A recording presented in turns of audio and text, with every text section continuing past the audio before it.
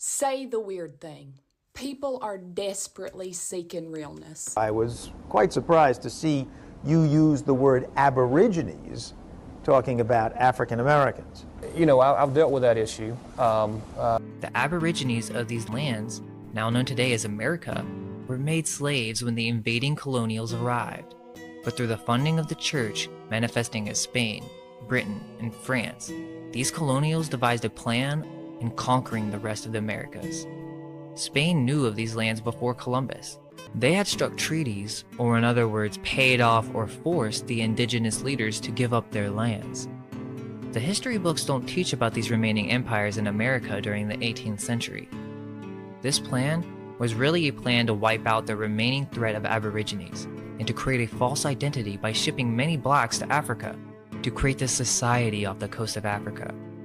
They made up the lie of the Civil War in order to make you believe that they fought for black people's freedoms. The many abolitionists who developed during this period were said to be against slavery, but this is just a setup. It's like philanthropy.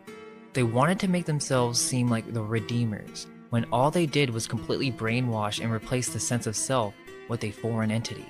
Thomas Jefferson did reply to this plan by Anne Mifflin and said that this would be the most desirable measure in which could be adopted for gradually drawing off the black population.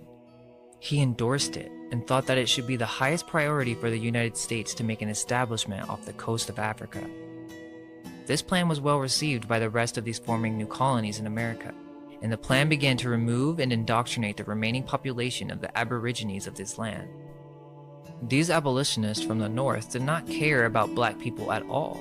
Common for his times, Jefferson believed blacks were inherently inferior to whites and thought it was best the two races remained segregated. Many of us were given false histories, and our homelands were forgotten. But on a greater scale, our spiritual identities were lost. A new age began where we forgot about our own structures and architecture and the very cities that we now currently all share in America. The colonials did not build these cities. The groundwork for all major cities was built upon an existing civilization. That is the secret that has been kept from our education in order to enslave mankind under an exterior god, the god of materialism and death.